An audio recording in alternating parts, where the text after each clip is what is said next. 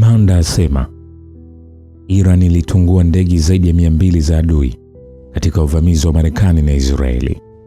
Naibu mkuu wa jeshi la walinzi wa mapinduzi ya Kiislamu IRGC amesema kuwa mifumo ya ulinzi wa anga ya Iran ilitungua ndege za adui zaidi ya 200 zikiwemo ndege zisizo na rubani yani drone na ndege zenye marubani wakati wa uvamizi wa hivi karibuni wa Marekani na Israeli. Akizungumza katika hafla ya hitima ya kiongozi shahidi wa mapinduzi ya Kiislamu Ayatollah Said Ali Khamenei siku ya Jumanne, Meja Jenerali Mustafa Izadi amesema kuwa kutunguliwa kwa ndege hizo zaidi ya 200 kumeibua taharuki kubwa ya umma nchini Marekani na kuchochea kuyumba kwa utawala wa Israeli. Ameongeza kuwa adui alikuwa ameingia vitani na mpango uliokusudiwa wa kuangusha utawala wa Kiislamu na kusambaratisha nchi, lakini alipata kipigo katika nyanja zote na kushindwa kupata mwanya wa kuingilia viwanda vya nyuklia vya Iran. Akigusa nafasi ya watu wa Iran katika ushindi dhidi ya adui, Jenerali Izadi amesisitiza kuwa uwepo wa wananchi wenye mwamko umevunja njama zote za adui, kiasi kwamba umoja wa kitaifa na mamlaka ya nchi yameimarika zaidi kuliko wakati wowote uliopita. Yamebainisha kuwa kulingana na taarifa zilizopo, 80% ya vijana wa Marekani wanapinga vita dhidi ya Jamhuri ya Kiislamu ya Iran. Jenerali Izadi amesema kuwa mfumo wa fakihi mtawala katika Jamhuri ya Kiislamu ndiye msingi wa nguvu na msimamo wa sasa wa Iran, akiongeza kuwa ni lazima mfumo huo ulindwe. Marekani na Israeli, kumbuka, walianzisha vita vyao vya pili vya kichokozi dhidi ya Iran tarehe 28 Februari kwa kumuua Ayatollah Said Ali Khamenei na makamanda kadhaa wa ngazi ya juu wa kijeshi, wasomi na raia wa kawaida, wakiwemo wanawake na watoto. Spika wa bunge la Iran Mohammad Bagher Kalibaf, Jamhuri ya Kiislamu haitaruhusu damu ya kiongozi wa mapinduzi ya Kiislamu aliyeuawa shahidi Ayatollah Said Ali Khamenei na mashahidi wengine wa uvamizi wa Marekani na Israeli dhidi ya taifa hili kupotea bila kulipizwa kisasi. Kiongozi huyo ngazi ya juu ametoa kauli hizo siku ya Jumanne akiwaenzi wahanga 168, wengi wao wakiwa wanafunzi wa shule waliouawa kwa kulengwa katika shule ya Shajara Taiba mjini Minab, kusini mwa Iran, wakati wa siku ya kwanza ya vita vya kichokozi vya Marekani na Israeli dhidi ya Iran vilivyoanza tarehe 28 Februari na kuendelea hadi tarehe 7 Aprili. Kalibaf ameapa kwamba chini ya uongozi wa mwana na mrithi wa shahidi Ayatollah Said Ali Khamenei, Ayatollah Said Mujtaba Khamenei, Jamhuri ya Kiislamu itaelekeza uwezo wake wote katika kulinda haki za watu wa Iran, kukomesha uvamizi, kumwadhibu mvamizi na kudumisha heshima na msimamo wa nchi. Ameongeza kuwa hatutaruhusu adui kulenga umoja wetu wa kitaifa, ushiriki wa wananchi katika kuunga mkono Jamhuri ya Kiislamu, ustahimilivu wa taifa au motisha ya maafisa wetu. Aidha, amesema kwa kunufaika na miongozo iliyotolewa na Ayatollah Mujtaba Khamenei, taifa litaibuka mshindi kutoka kwenye mtihani huo wa kihistoria na kupewa ushindi wa kiungu. Katika sehemu nyingine ya hotuba yake, Kalibaf amesisitiza kuwa Iran haitafungua lango bahari la Hormuz ambalo wamelifunga kama jibu la uvamizi wa kigeni hadi pale Marekani itakapoondoa mzingiro wa baharini iliyouwekea Jamhuri ya Kiislamu. Vilevile, rais wa Iran Masoud Pezeshkian amesema vita vya Iraq dhidi ya Iran vinavyofahamika nchini Iran kama vita vya kujihami kutakatifu vina somo muhimu ambalo ni stahimilivu, umoja na matumaini. Amesema somo hilo ndilo msingi mkuu wa uthabiti wa Jamhuri ya Kiislamu dhidi ya mashinikizo na vitisho vinavyozidi kuongezeka kutoka kwa maadui wa kigeni. Katika ujumbe wake kwenye mtandao wa X siku ya Jumatatu kuadhimisha miaka 36 tangu kurejea kwa wafungwa wa kivita wa Iran kutoka utawala wa Baath wa Saddam Hussein, rais alitoa heshima kubwa kwa uimara wa mashujaa wa taifa waliohimili miaka ya kuwa wafungwa wa vita bila kusalimu amri na kudhalilisha heshima ya Iran. Wakati hayo yanaendelea, msemaji wa Wizara ya Mambo ya Nje ya Iran amesema karibuni hivi kwamba matumizi ya nguvu ya wazi na madai ya kumiliki rasilimali za mataifa mengine ni ishara zinazoonyesha kuwa tunarejea kwenye zama za kale za matumizi ya nguvu, ambalo lilikuwa jambo la kawaida na lisilodhibitiwa.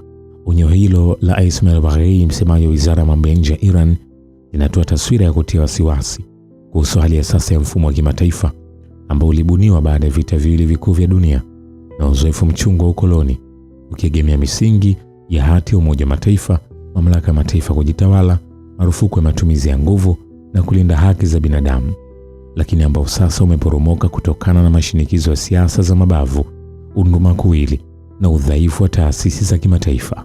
Kauli ya Baghei umetolewa katika muktadha wa jinai za kivita zilizofanywa hivi karibuni na Marekani pamoja na utawala wa Kizayuni wa Israeli, hususan matukio yaliyotokea katika miji ya Iran, Minab na Lamed, ambayo taathira zake zinavuka mipaka ya janga la kitaifa. Ni wazi kuwa kama mashambulizi ya kigaidi katika maeneo ya raia, vitisho kwa miundombinu muhimu na ukiukwaji wa sheria za kibinadamu vitaachwa bila kuadhibiwa, matokeo yake yatakuwa ni dhuluma dhidi ya wahanga na sheria kutokuwa na maana tena katika mahusiano ya kimataifa. Mgogoro wa Palestina ni mfano wa wazi zaidi kuhusu swala hili, akiangazia vita na mauaji ya kimbari yanayoendelea huko Palestina pamoja na ukatili unaoshuhudiwa Lebanon. Baghei anaona utendaji dhaifu wa Umoja wa Mataifa kama ishara ya kuporomoka kwa kasi hadhi ya itibari ya taasisi hiyo. Ukosoaji huu unajikita katika hoja msingi kwamba taasisi ambayo lengo lake kuu ni kudumisha amani na kuzuia vita hupoteza hadhi yake pale inaposhindwa kuchukua hatua madhubuti bila ukiukwaji wa wazi wa hati yake, na badala yake kujaribu kuweka uwiano bandia kati ya mchokozi na mwathirika, au kuridhika tu kwa kutoa taarifa zisizo na mifumo ya utekelezaji. Bila shaka tatizo si udhaifu wa taasisi moja pekee. Mgogoro wa kina zaidi unatokana na pengo lililopo kati ya kanuni za kimataifa na jinsi zinavyotekelezwa kwa upendeleo. Sheria za kimataifa huwa na maana pale tu kanuni zake zinapozingatiwa na kutekelezwa kwa usawa na mataifa makubwa na madogo, pamoja na washirika na wapinzani wao. Wakati nchi moja inapowekewa vikwazo na mashinikizo kwa madai ya kukiuka sheria na nyingine kukiuka hadharani sheria hizo hizo kwa kutegemea nguvu zake za kisiasa na kijeshi, na kisha kutochukuliwa hatua yoyote, ujumbe wa wazi kuwa umetumwa kwa ulimwengu kwamba nguvu inaweza kuchukua nafasi ya sheria. Kwa mtazamo huu, onyo la Baghei kuhusu vitisho dhidi ya maeneo ya raia linapata uzito wa ziada.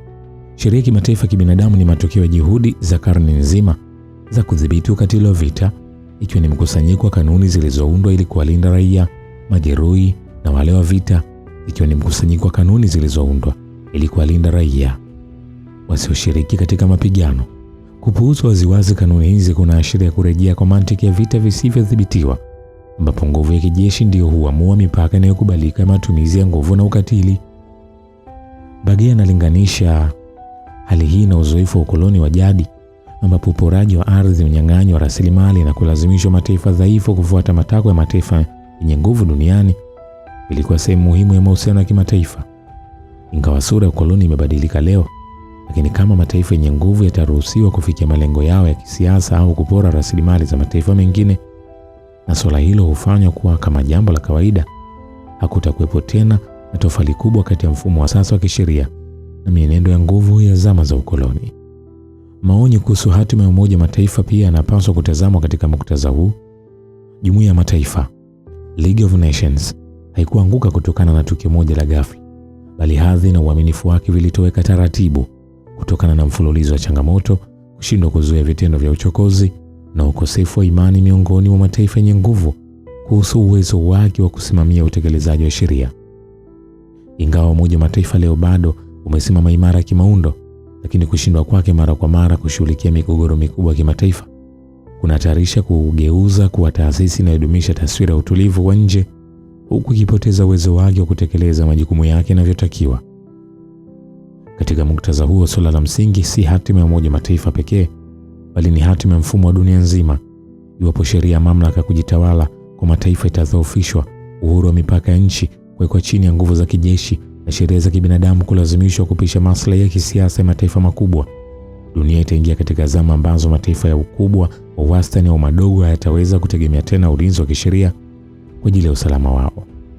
Kwa mtazamo huo, wito wa Baghei wa kulindwa maadili na kanuni zote ambazo ustaarabu wa mwanadamu umefikia katika kipindi cha karne nyingi unatoa ujumbe unaovuka mipaka ya migogoro mahususi inayohusisha Iran, Marekani na utawala wa Kizayuni.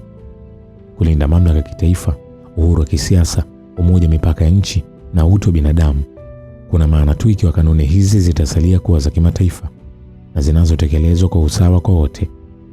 Kuzilinda si swala la nchi moja kusimama dhidi ya nyingine, bali ni kulinda kanuni yenyewe inayolenga kuwezesha mataifa kuishi pamoja kwa amani. Hapa ndipo hasa penye hatari kubwa zaidi. Mfumo wa kimataifa huporomoki kwa sababu tu Umoja wa Mataifa umeshindwa kufanya kazi.